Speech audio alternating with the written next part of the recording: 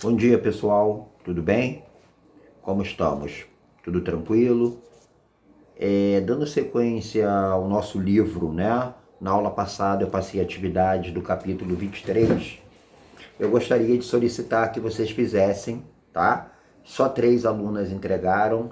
Anotei como atividade vistada e fiz algumas ressalvas em algumas coisas que não ficaram de acordo com o que foi pedido. Mas está sinalizado lá no campo comentários, onde a atividade é postada.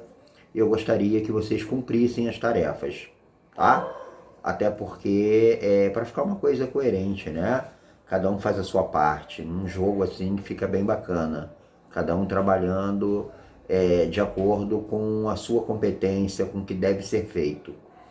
E avançando aí no capítulo 23, eu vou sinalizar por escrito o que nós vamos fazer com o verbo, né? Que é a palavra, assim, não vou dizer que seja principal em termos de estudos linguísticos, mas o verbo, desde que mundo é mundo, sempre foi o básico de tudo, né? O verbo e o substantivo, ações, as ações humanas, o verbo é a ação, o verbo é a própria comunicação. E vocês já estudaram o verbo ao longo de todo o estudo, ao longo de todo o ensino fundamental 1, 2 e ensino médio. O verbo passou aí por todas as séries. O verbo vai continuar no ensino superior, né? Assumindo outras formas, assumindo outros contextos, mas sempre verbo, né? Sempre verbo como pano de fundo para tudo, já que ele é a própria ação humana. Então, o livro vai fazer esse retorno aí, né? Explicando o que é verbo, voltando, conceituando as flexões verbais de pessoa, de número, modo, tempo. Vocês vão ver isso tudo muito detalhado aí no nosso material. Repito que estarei online à disposição para tirar dúvidas de vocês no decorrer da aula, caso ocorram. Se não ocorrerem, tranquilo, ótimo, mas se ocorrerem, estarei à disposição para responder, tá bom?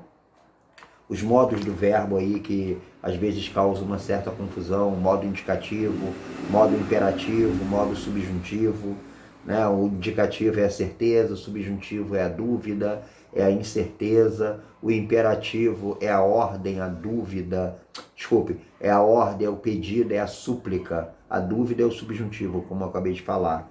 E as vozes ativa, passiva, reflexiva são tópicos que vocês já estudaram. Se a dúvida persistir, perguntem. Tá? O livro traz uma explicação, uma revisão bem bacana desses assuntos. Importante a gente destacar quem pratica a ação na voz ativa, sujeito praticando a ação, na passiva, o sujeito sofrendo a ação, marcando aí o agente da passiva, né? Quando a gente transforma ativa na passiva, nós percebemos claramente quem é que pratica, mesmo estando na voz passiva. Como, por exemplo, o vento leva as folhas. O vento, sujeito, pratica a ação. Passando para passiva, as folhas são levadas pelo vento. Sujeito paciente. O que era objeto direto na primeira, as folhas passa a ser sujeito. São levadas por alguém. Esse alguém foi quem fez. É o agente da passiva. Tá? Então, assim, é importante destacar esses aspectos das conjugações, né? Os tempos e modos. E isso o livro traz alguns exemplos e uns quadrinhos bem bacana, os quadrinhos expostos de forma bem bacana, para que vocês relembrem as conjugações, tá? Vou sinalizar o que deve ser feito, vou sinalizar os exercícios aí do livro e, repito, estarei à disposição.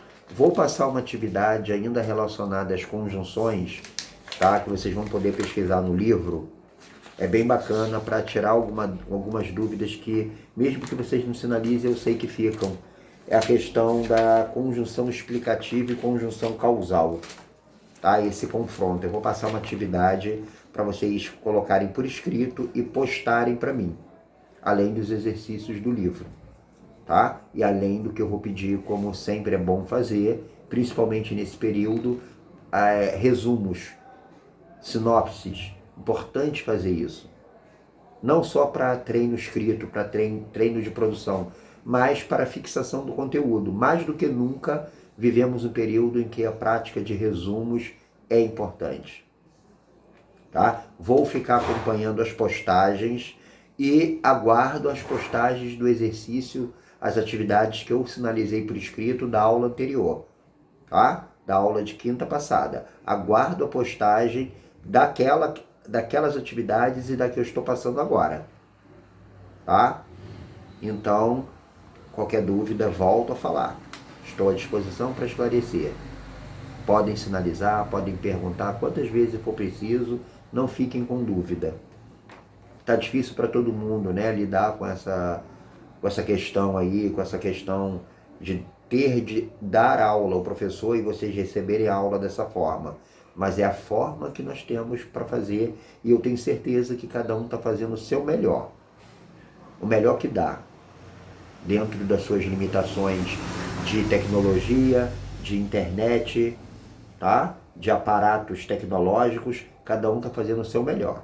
A escola está fazendo o seu melhor, eu estou fazendo, os outros professores, eu não tinha o mínimo domínio de fazer isso, sempre trabalhei com aula presencial, mas a situação obrigou, né? Então estamos trabalhando da melhor forma, cumprindo a nossa parte. Qualquer questionamento podem sinalizar à vontade, não tem problema, tudo bem? E aguardo vocês aí para questionamentos, tá? Um abraço e até!